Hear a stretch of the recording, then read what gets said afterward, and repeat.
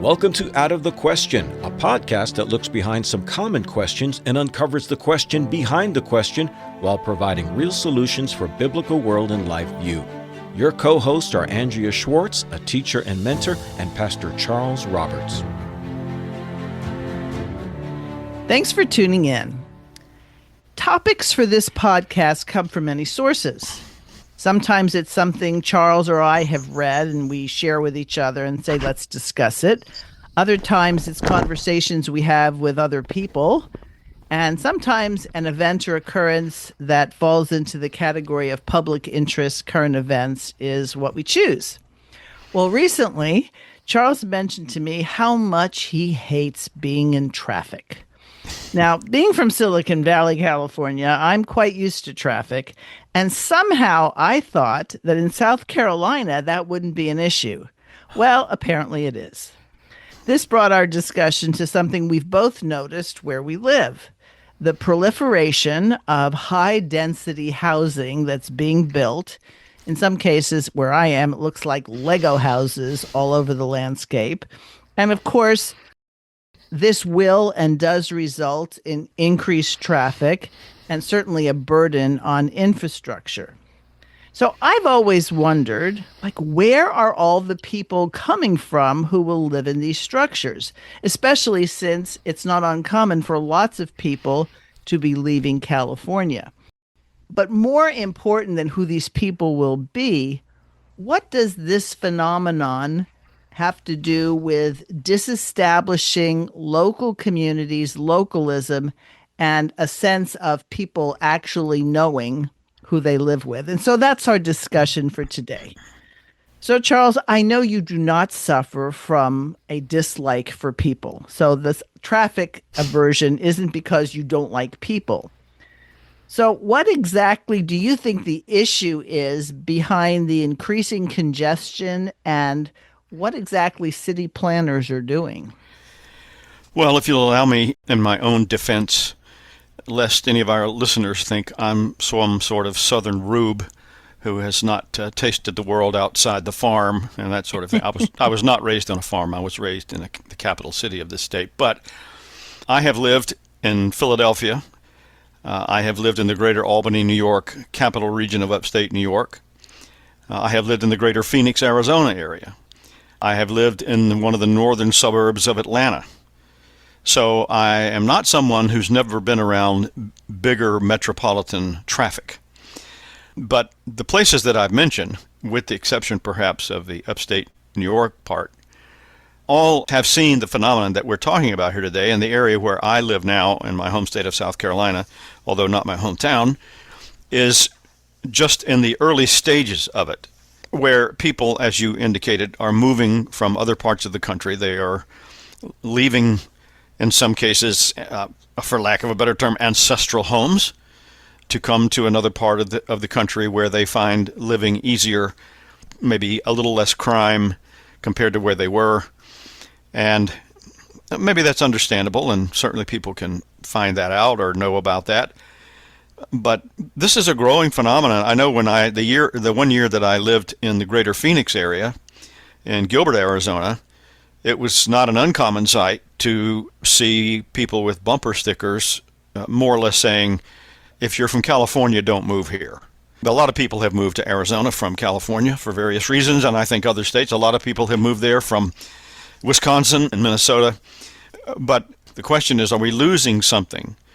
When people leave their native lands in the sense that this is where they grew up, their parents grew up there, maybe their grandparents, and even earlier, and they move to a place where they really have no other connection than what everybody in modern life has the same connection, which are smartphones, garish entertainment, electronic music, and going to get lattes and sweet coffee drinks and things like that. That tends to be the unifying factors in our culture today, whereas life was very different just within yours and my lifetime. And I often wonder, since you and I were in the age of the youth culture, Bob Dylan singing, "You'd better start swimming or you'll sink like a stone, the times they are a-changin'." I've often wondered if people who were my senior most acquaintances I mean, people who, like when I was 18, were in their 70s or 80s. If they looked upon the age of the 60s and 70s as some sort of massive social upheaval to the point where they just didn't recognize where they lived anymore, I have that idea that they didn't, at least not the way I think many of us do now. So, as a student of history, I know that one of the things that the Roman Empire did, and it wasn't just isolated to them, were relocating people, taking somebody from, you use the term ancestral homes, or we could say regions, and bringing them someplace else. And it served to be a destabilization. In other words, now you're not, oh, this is the school I went to, or this is where we used to go play. And the Romans used it as a way to break down loyalties, and so that they would have less opposition from a conquered people. Now, America has been a place where people from all over the world want to come, and the term ghetto, for example, didn't always mean a place there was a lot of crime and it was the poorest people. It meant an area that had a concentration of certain ethnic groups. So in New York, where my family lived, there was the Italian ghetto. Then there might be a German ghetto or an Irish ghetto. But eventually the people assimilated into being Americans and wanted to be Americans. And so migration, going from one place to another, isn't necessarily bad, but sometimes it seems that community planners, city planners are actually trying to create situations, whether it's through taxation or whatever, that makes it so that people have to go to something like we're talking about because they can't afford where they are from taxes or something like that. Many people are not aware, either because they don't care or they can't allow a wider reality into their awareness, that there are those largely out of sight who want to manage the entire world like you'd manage a business. These are people who are at the top of major corporations. We saw a lot of this with the COVID stuff that went on a few years ago. All of a sudden there were people appearing on your TV screens talking about you will own nothing and be happy, and this is the Great Reset. There are groups of people who've been thinking this way for a long, long time. And it's just taken a certain number of generational passages for society to get to a point where people are manageable in this way. And top of the agenda is stomping out and erasing any vestige of a biblically based Christian culture. You know, whether how that looked in England or Scotland or Italy or here in these United States. However, the variations of those they were at least nominally Christian cultures. It's becoming increasingly hard to say anything like that about those places nowadays. And that, again, is not by accident. And whether we're talking about the assimilation of minority groups or ethnic groups that spoke different languages to where now, like in the case of your ancestors, I don't know of any people of Italian ancestry who speak Italian fluently. There may be some, but most don't. My wife grew up in a Dutch ghetto, quote unquote, in upstate New York. She went to a Christian school. It was founded by Dutch immigrants in the early 20th century, maybe the late 19th century. That school is still there. But none of them speak Dutch nowadays. So it's the erasure of the language, the erasure of the culture. There are some groups that have maintained their connection to those things. But once you have this sort of unifying factor that doesn't revolve around a common memory, a common ancestry, then that's a fertile ground to come up with something totally different, especially if you factor into that the inclusion of what we would call public schools, where this agenda is put front and center, and children from their youngest ages are taught to think and believe and act and carry themselves in a certain way that, again, would be very different than how their parents or grandparents were taught and behaved. This is not an accident that we see people shifting around from different places around the country or the world, and it certainly reminds one of what the Romans did, the Babylonians did it, many ancient cultures, that when they would capture people, like you said, they would move them to some other place and make sure they didn't have any connection with the old world. Now, there's another factor that has been involved in this, and that is the issue of making money. because there are people who make money when people move to an area, like we talked at the very beginning. Where are these people coming from that are buying up all this apartments and houses and things like that? It is, I think if our listeners are care to do it, you can do a search and see that where I live in Greenville, South Carolina area is one of the fastest growing metropolitan areas in the country. It's at least in the top 10 in most lists. And this was a small mill town, manufacturing, textile place for decades and decades, maybe for almost a century. And you see small vestiges of that are still around, but not much. It is a fast-growing townhouses on every corner, developments, and I have seen. I can only call it a massive deforestation, where major sections of land are just, the trees are decimated, and these things are put up. So there are people who stand to gain money, profit, by this shifting of populations and people moving without necessarily asking, do I have any kind of obligation here to think about something other than broadening the tax base? So one of the things that came to light, because whether it's watching the Olympics, and currently the World Cup is happening, people tend to identify with their nation. Are you for Argentina? Are you for the U.S.? Whereas that's a very centralized identification. There was a time, and you've pointed out more than once, that when the Constitution was formed, the U in United States was a lowercase u, and it was used as an adjective to say that these states of America had united together for a particular thing. And then somewhere along the line, that lowercase u became a capital U, and now the country was looked at much more as a conglomerate. So I think it's interesting because few people say, I love my city, other than I like living here, but they don't I just identify with my city. Or they don't say, I love my county. And increasingly, they don't even say, I love my state. So this whole push to the centralization part makes it so that people's identity is not where they grow up, where they live, what they do. In one sense, it's, I guess, considered to be an American than a Californian or a South Carolinian. And that's a change from how the country was founded. It absolutely is. And there was an article that was published recently on a website that is oriented toward free market, libertarian capitalism, and civil liberties and that sort of thing. And it was about the 250th anniversary that we recently celebrated, July 4th. And the question was, what are people thinking that they're celebrating?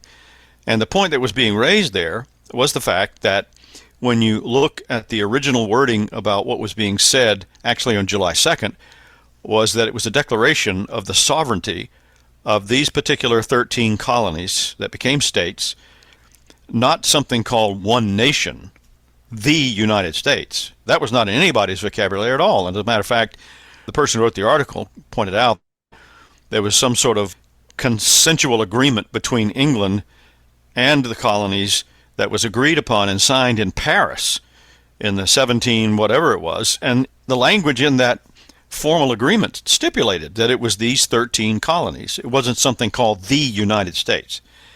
That is something that came much, much later. And if anybody needs to know or wants to know, that was a direct result of the war between the states and the efforts on the part of Lincoln and people who thought like he did, that we've got to have this concept of one nation, one people.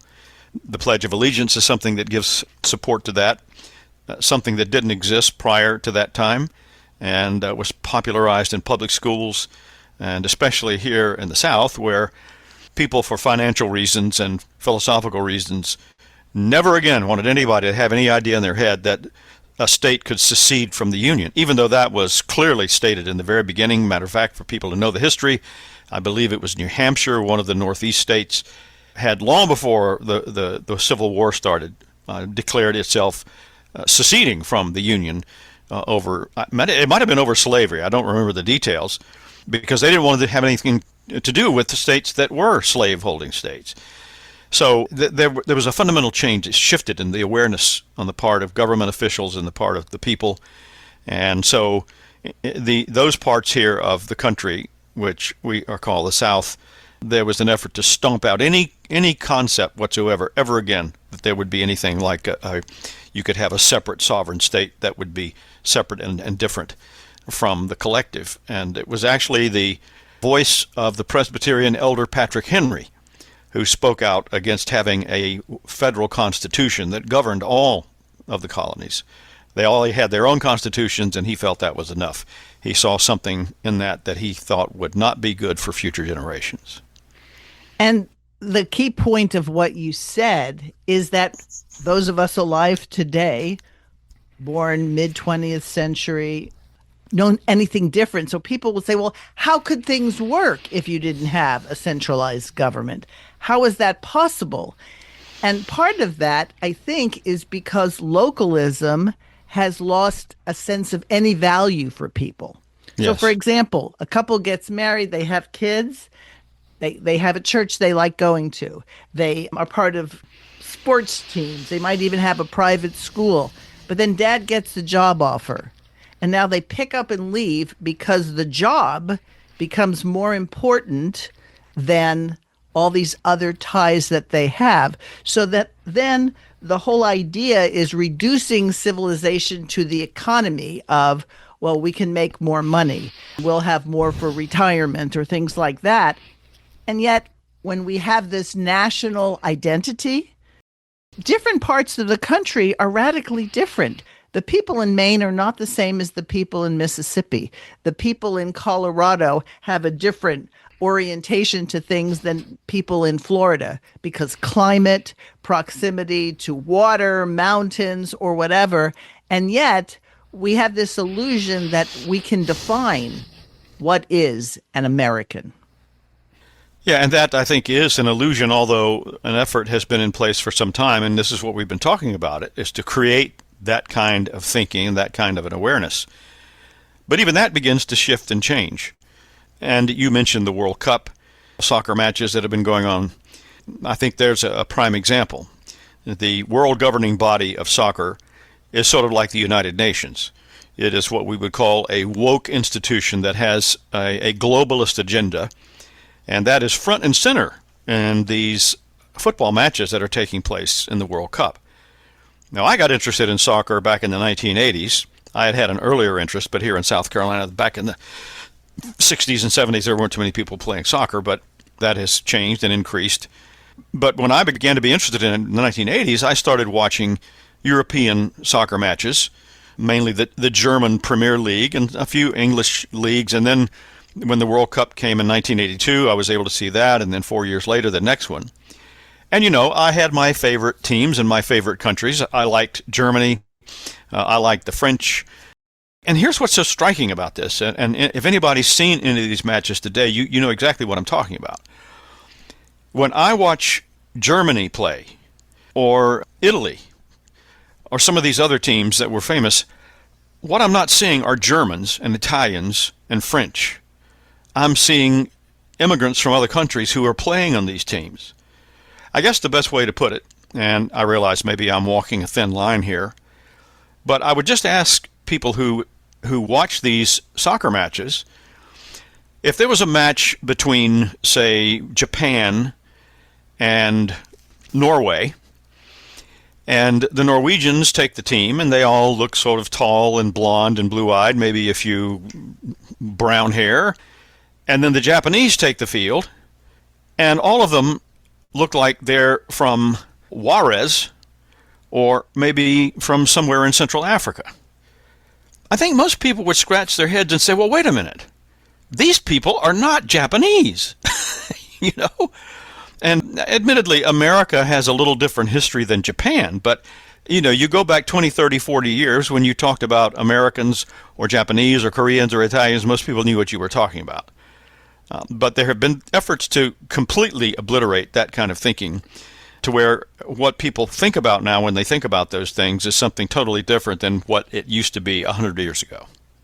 And to just be clear, I know you don't have a bias against people who are of Asian descent or African descent or whatever, but your perception or your point is that nationality and nations lose some of the distinctiveness that makes a nation, right? Like, what makes the Japanese the Japanese? What makes somebody from Argentina Argentinian? Now, people will say, well, America is a melting pot and everything else. Well, yes, but my ancestors didn't want to remain loyal to Italy, for example. They wanted to become Americans. In other words, that's what they were striving for. So much so that my grandfather actually changed the pronunciation of his name to make it sound more American. That's what he wanted. He knew why he had come here, what he wanted to build here. So when you see teams that have people that don't look like, why are we calling this the Japanese team? Or why are we calling this the Nigerian team? I'm not sure if there actually is a Nigerian or a Japanese team in the World Cup because I don't watch it. But the point being is, are we supposed to just have these loyalties? Well, like, if you're not rooting for the Americans, something's wrong with you? Well, I have a friend of mine who is very active and aware and understanding about the great movements and events in politics and history and culture. And he commented to me one time not too long ago, and I never heard anybody express this. He said, I have never liked soccer. This is before the World Cup started. I think it was maybe a couple of months when it was all the hype was starting. He said, I've never liked soccer. He said, I think it's a communist sport. I said, what are you talking about? It's a great sport. Everybody loves. He said, no. When you look at the way the game is structured and this, that, and the other, I'd never thought too much about that. But I've reflected more and more, whether it's in terms of the people who control it and run it, who have sort of like I said, a globalist, maybe broadly speaking, Marxian agenda, or the whole concept of the way the game is played. I don't know. But certainly the countries that have been most notable for being involved in world football have not been communists necessarily. But it does lend itself to an idea that we have to have this consciousness of, I'll use the phrase, one planet, one people, one culture. Well, you used to be able to say one people, one culture, but that was in the name of the culture and the people where their ancestors grew up and where they lived and where they all spoke the same language. Okay, yeah, these United States were an exception to that in some sense. But when you look at the foundations of these United States, it really wasn't so different at all, because the people who founded the original colonies, they did share various cultural and linguistic and religious presuppositions and attitudes. So, and I guess another way of saying it is if the United States had been founded by people of the Islamic faith or of the Hindu faith, we would not be sitting here talking to each other today about any of this stuff, because our culture and our history would be radically different than what it is now. Now, that is all changing, and that's part of what we're talking about, and the differences. And especially, I think the South has been a major target for this, because ever since the war between the states, it's been under the bullseye of people who have seen what has been happening, or that this was the last bastion. Somebody once said that the war between the states was the battle of the last vestige of Calvinism in this country versus a more broadly ecumenical Unitarian view. The Unitarian idea of God and of Christianity, a heresy, took root early on in the northeastern United States. That at one time had been Calvinistic, but that was largely eliminated. But the southern states had maintained a largely Calvinistic attitude about life and culture, and that was a part of the warfare that took place against it. Insofar as any of that exists in this part of the country or anywhere else, that warfare continues. So anytime someone says God is sovereign, humanity isn't, all areas of life must be under the authority of the law word of God, well, you're setting yourself up for some trouble with people who think absolutely otherwise. And the early church certainly encountered that resistance to Jesus is Lord as opposed to Caesar is Lord. But to just give an idea of how these things can be viewed, there are those who call the Civil War the actual Second American Revolution. Yes. Now, I would argue that the first, what we call the revolution, wasn't really a revolution. It was a war of independence. Right. But when the things change, the lowercase u becomes a capital U. And there seems to be a striving for a national identity that doesn't have to do with distinct peoples. Remember, the Great Commission said, disciple the nations. God is not against nations. God creates nations. God wants nations to remain with the distinctiveness that the people who inhabit there are. Remember, how we even got nations or different people groups goes back to the Tower of Babel, where there wasn't God giving his okay to a one world central government. And to just give you the idea of the difference between when I grew up and now. So my parents were born in the US. Their parents, both sets of parents, both sets of grandparents, migrated from Italy and then went through the procedures of the day. They had to learn English, right? Because they were living in a country that spoke English. And my grandmother on my father's side, who didn't ever really master the language, thought it was important enough that she found people in the neighborhood to help my father and his brothers and sister with their homework and with everything else because she wanted them to be American. She knew she was probably not going to end up sounding like an American, but she certainly wanted them to. Well, fast forward to today, where I live in California, election materials come out in 5 different languages. And so what does that say? It says that the homogeny, which was previously considered a good thing, that everybody spoke English and they could understand things, and they had, even if they didn't come from Anglo-Saxon background and they came from other parts, they learned American history. They were celebrating the thing that created the place that they wanted to come to. And so people today think the 4th of July is about hot dogs, barbecues, maybe fireworks. But do they even understand what those fireworks were to represent? And, when we sing the Star-Spangled Banner, what was actually taking place? Believe it or not, the Star-Spangled Banner was not written so that it could be sung at the beginning of baseball games. Yeah, my wife and I were watching the Mel Gibson movie, The Patriot, over the July 4th weekend. I had not seen that film in a long time, and I was surprised how, I'll say, erroneous it was on certain aspects of the War of Independence as it was taking place here in the United States and here in South Carolina, because that's the setting for what's supposed to be happening in that movie. But there were certain things baked into the story that simply would have never been talked about or done in that era here in this state and the other areas of what would become these United States. And you had some of this language about, well, we want to be free from England so we can be one nation, or words to that effect. Yeah, so that's an example of how this is, retrofitted, even in a movie that's supposed to be promoting American values. And it's hard to escape it because it's so pervasive, and the agenda is, continuing to move forward. Yeah, does a fish know it's wet, right? If this is the only environment you've ever been in, you are going to retrofit common values. I always laugh at period pieces because the way people talk and the things they do and the things they're not ashamed of doing, you kind of wonder, was that really that, or is that Hollywood today writing that back into the story? Yeah, during my Roman Catholic phase, I remember one of my favorite movies was a Hollywood film called Quo Vadis. Have you ever seen the movie Quo Vadis? I have Andrew? not. No. Okay, there was an era in Hollywood back in the 50s, I guess, maybe early 60s, where they were making religious-oriented films.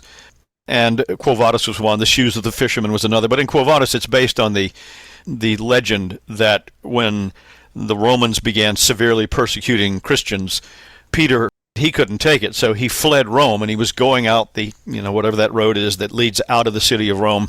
And as he's going out the road, he encounters the risen Christ. And Jesus comes up to him, and Peter says, Quo vadis Domine, which means, where are you going, Lord? And Jesus says to him, I don't know if in the story he speaks to him in Latin or not, but the answer is, I'm going to Rome to be crucified again because, my people are suffering. And supposedly Peter was ashamed of his cowardice and turned around and went back and, was eventually martyred, crucified upside down, that sort of thing. Well, in this movie, all of that is portrayed and done reasonably well. But what's striking is that whenever the actor that plays Peter comes on the scene, he's wearing this completely white robe, which just happens to correspond to exactly the same colors that the Pope wears, right? I mean, the Apostle Peter probably didn't own a white robe in his entire life. I'm just guessing, but it's just a little bit too much of a coincidence that, of course, the Catholic Church believes he was the first pope, and he happens to dress like the popes did in the 16th and 17th centuries. Yeah. So if you're going to try to understand the times, you sort of have to understand history, but not just rely upon the textbooks that you read in school. And so this whole idea, to get back to moving away from what's familiar, I can't speak to before the 60s because I wasn't around then in terms of being, a young adult. But the goal for every young person seemed to be, I just got to get out of here. I've got to go find something different. I don't want to be stuck in my own hometown. It's just so uninteresting or whatever. And so the push for people to go to college, and oftentimes parents will say, well, we want them to go far away so they learn how to grow up. Even that whole phenomenon makes it so families get pulled apart. Somebody lives in Colorado and he goes to school in Tennessee and he meets somebody, but she happens to be there from Michigan, and they both decide to live in Georgia. The potential for a strong family unit goes away, and yet the Bible talks about the family being the basic and most important institution for people to be faithful and serve the kingdom of God. And the Great Commission, I think, works best in familiar circumstances with people people you have history with, and then you have the support. It's not always easy to raise kids, but, when I grew up, my grandparents lived downstairs, and sometimes parents and kids needed relief from each other, and the grandparents were there to be the buffer, and cousins and aunts and uncles. But when people are moving all away and they're not there, well, yeah, we have FaceTime, we have Zoom calls, but it's not the same as rubbing elbows and living with each other and having to be sanctified as you deal with the difficult people around you. I think it's an important template to keep in mind that, yes, Almighty God called Abraham to get up and leave his family and his country and go to the place that the Lord would show him. And that's, the sweep of Old Covenant history is moving toward the Promised Land. But that was to be a new home. That was not to be a temporary place where then you pack up and move to somewhere else after 1,000 years. The whole idea is that this is where you will be, and then that itself becomes a template for all the earth. The earth is our home. This is where the Lord placed us.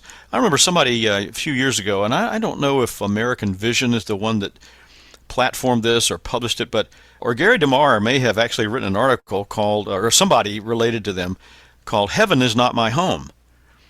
And, that's kind of a striking thing for most people when they hear it. But the argument, if I recall, that was made was, the Lord created the heavens and the earth, and he placed us here. What we have in our future is a restored earth, a new heaven and a new earth. And we see this being discussed now on some globalist platforms.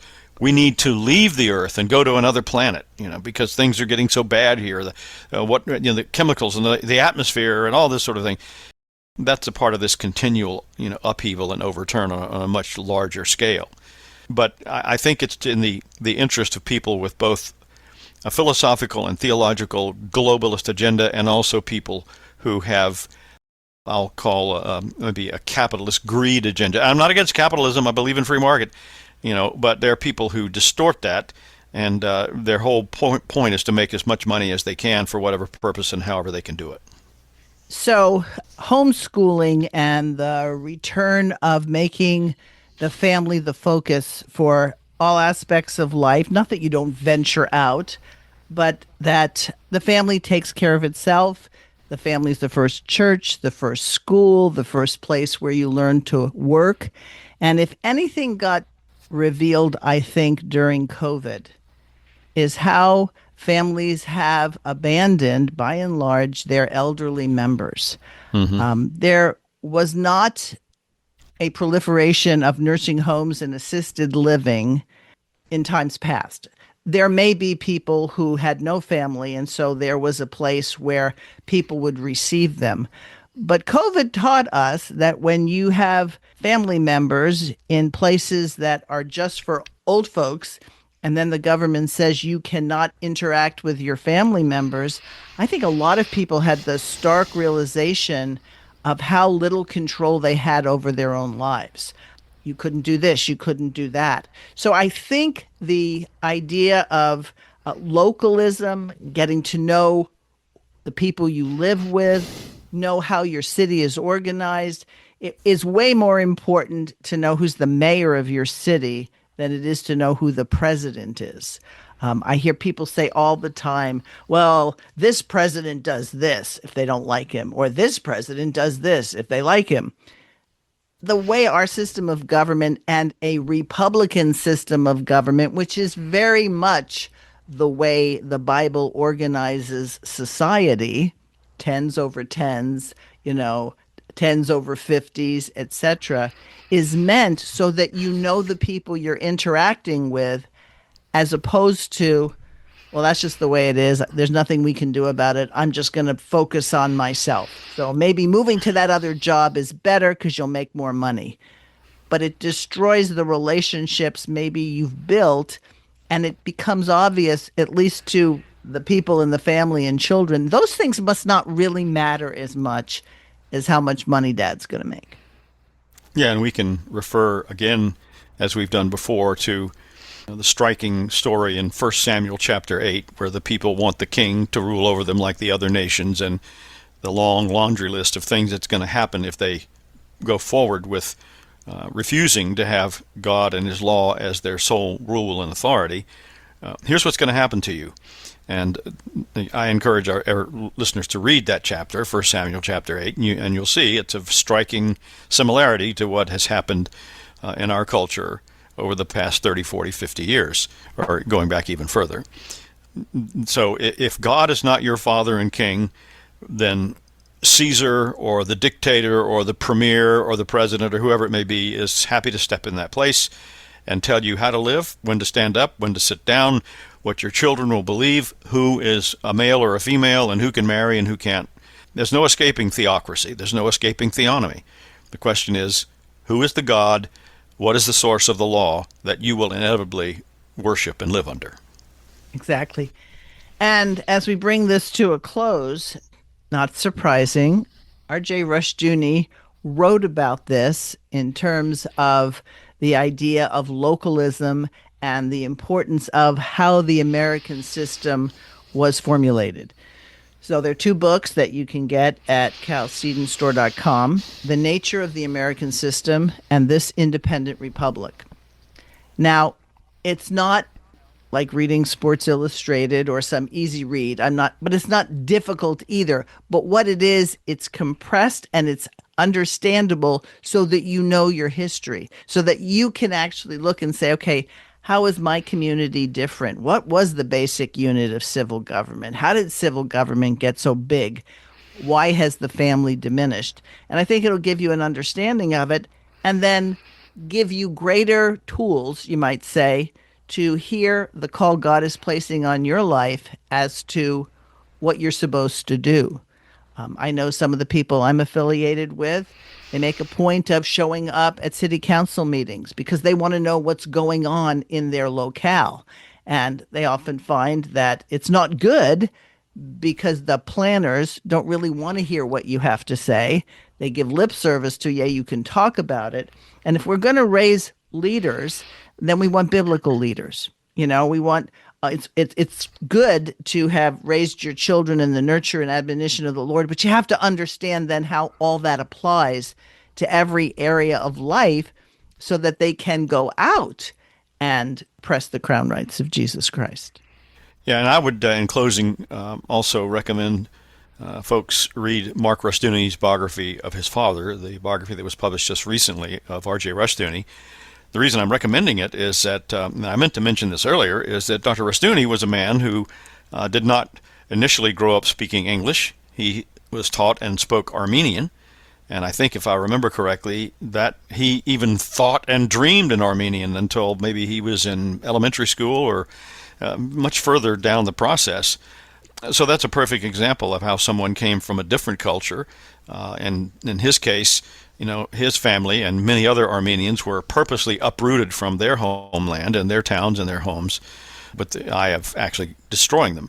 But what comes through to me in that biography is not only how this man and his family adapted and became Americans and began to speak perfect English, but how there was a sense of localism. I don't know that Rushdoony would have ever lived anywhere else but California. No matter what was going on in California, that was his home.